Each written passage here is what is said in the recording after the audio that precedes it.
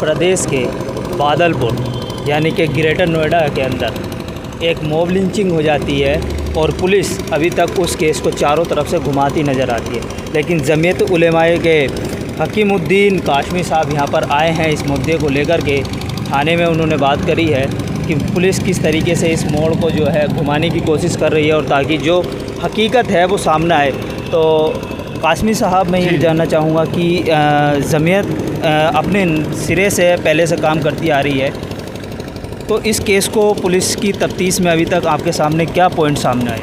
अभी जिस तरह से गुफ्तगू हुई है मुलाकात के बाद, उनकी गुफ्तगू से तो अंदाज़ा लग रहा है कि मेहनत कर रहे हैं, पर अभी हमें कोई माकूल जवाब नहीं और हम सही तरह से मुतमईन भी नहीं हुए हैं।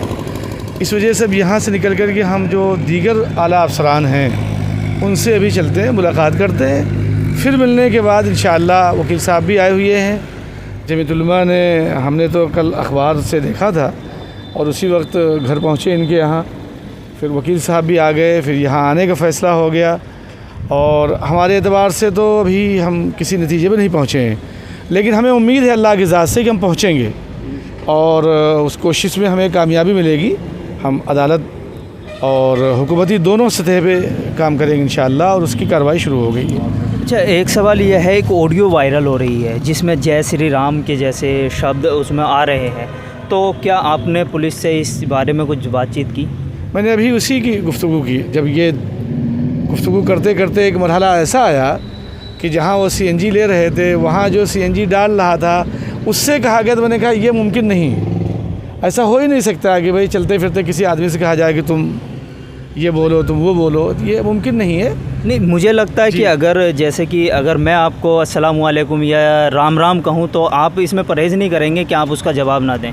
अगर किसी के फोर्सफुली कहा जाए तो उसे शायद डिनाई किया जाए, आप ऐसा मानते हैं? वो शायद ऐसा मौका नहीं था। जो शुरू से चला आ रहा है, जो पूरी रिकॉर्डिंग है, उसको अगर आप देखेंगे और फिर बीच की गुफ्तगू को, तो वो समझ में आने वाली चीज़ नहीं। लेकिन अभी हम कुछ कह नहीं सकते हैं। अदालत का दरवाज़ा है हमारे लिए खुला हुआ, वहाँ चलते हैं, आगे देखते हैं इंशाअल्लाह। वो तो उनकी ज़िंदगी थी, पूरी हो गई, शहादत की ज़िंदगी उन्हें मिली। हमारी दुआ है कि अल्लाह ताला इनके बच्चों को सलामत रखें, इन्हें इंसाफ मिले।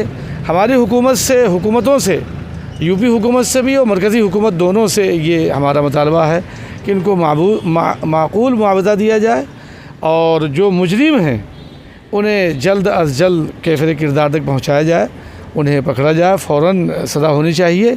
इसको किसी मज़हब से न जोड़ा जाए, इसका मजहबी बात से नहीं। ऑडियो जो वायरल हो रही है उसमें तो मजहबी बातें सामने निकल रही है। इसी वजह से अर्ज़ कर रहा हूँ कि इसको मज़हब से न जोड़िए, भाईसियत इंसान के, इंसानियत के रिश्ते से जोड़िए। कोई भी हो सकता है, मज़लूम है, जिसके साथ जुल्म हुआ है मैं उसके साथ खड़ा होना है। वो उन्होंने इस तरह के हालात पैदा कर दिए और हालात पैदा करने के बाद उसको मजहबी रुख देने की कोशिश की है, पर इसको मजहबी रुख पे नहीं ले जाना है। ये एक इंसानी रिश्ता है, इन पे जुल्म हुआ है, उस जुल्म के ख़िलाफ़ हम सब लोग खड़े हैं और हम देख रहे हैं माशाअल्लाह कि आप हज़रात भी आए, इंशाअल्लाह अल्लाह कामयाबी देगा। मौलाना गयूर साहब इस सिलसिले में कुछ इंसाफ का तकाजा है, मतलब आप ये कहना चाह रहे हैं, मेन चीज़ ये है। तो आला अधिकारियों से आप यहाँ पर मिले होंगे, तो उनकी तरफ से अभी तक क्या बात सामने निकल कर आ रही है? ये कल हमारे सेक्रेटरी साहब ने बताया, मौलाना हकीमुद्दीन कासमी साहब ने, कि जैसे ही अखबार में पढ़ा तो फ़ौरन इस पर काम शुरू किया गया और जमीयत उलमा ने तय किया है कि इंसाफ की लड़ाई जहाँ तक भी जाएगी, जमीयत उलमा पूरी ताकत के साथ इन बच्चों को इंसाफ दिलाने के लिए अधिकारियों से और ज़िम्मेदारों से रब्ता भी करेगी। और इस सिलसिले में कल से ही काम शुरू किया जा चुका है और ये बच्चे भी बहुत मुतमईन हैं जमीयत उलमा हिंद के काम से। और हमारे हज़रत मौलाना महमूद मदनी साहब की ख़ास हिदायत है कि किसी भी मुसलमान को, इंसान को कहीं तकलीफ़ पहुँचे तो उसके लिए खड़ा होना है। जी, ये थी इंसाफ की बात। और जो मॉब लिंचिंग हुई है उसे कहीं ना कहीं पुलिस अभी तक घुमाने में कामयाब नहीं हुई है, क्योंकि आवाज़ देश के कोने कोने से आ रही है। हमारे साथ राष्ट्रीय जन सेवा मानव अधिकार संगठन के राष्ट्रीय अध्यक्ष जफर सिद्दीकी साहब हैं। हमसे जानेंगे कि ये जो मामला चल रहा है मॉब लिंचिंग का लेकर के, जो बादलपुर में आ चुका है, थाने में पुलिस भी देख रही है केस की हकीकत। तो आप आला अधिकारियों से मिले होंगे, तो किस तरीके का उनका जो है मतलब आपको क्या आश्वासन दिया है? पहले तो बहुत बहुत शुक्रिया सईद भाई आपका कि आपने मुझे ये मौका दिया।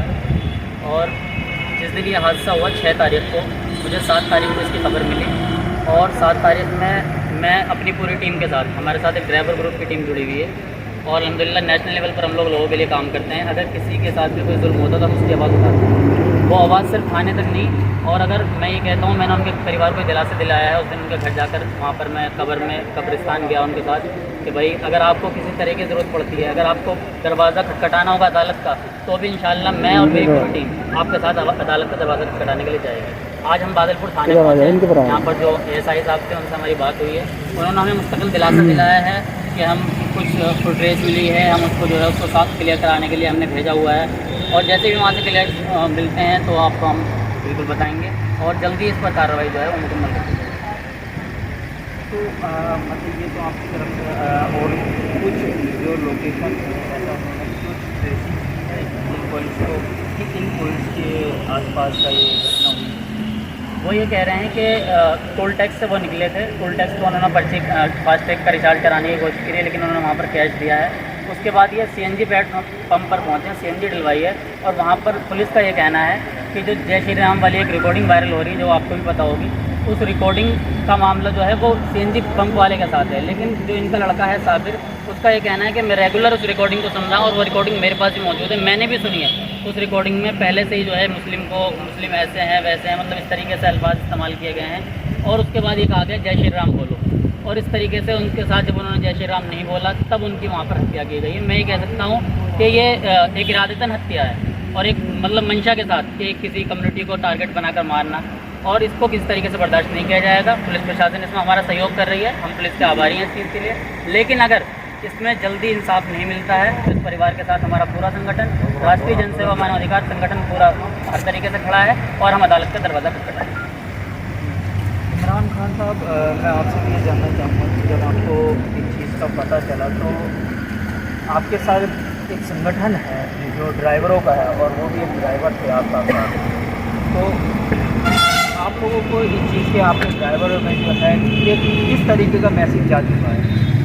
मैसेज ये है कि जुल्म को बर्दाश्त नहीं करें, इसके लिए हम पूरी तरीके से तैयार हैं। हमारी टीम हमारी बहुत बड़ी है, 2000 ड्राइवर हमारी संस्था के साथ जुड़े हुए हैं और जुल्म सहना और काटा दोनों ही बराबर है, ठीक है। और इसके लिए हम पूरी तैयारी के साथ में आए पूरा करते हैं और चाहे हमें आंदोलन करना पड़े, मगर भाई भी जो हमारे शहीद हुए हैं इन्हें इंसाफ दिलाएंगे, किसी भी हद तक जाने के लिए, चाहे दूसरे हमारे घेजा सुप्रीम कोर्ट तक जाएंगे। उसके बाद NHO न्यूज़ जो है वो आवाज़ उठाता रहा हमेशा मजलूमों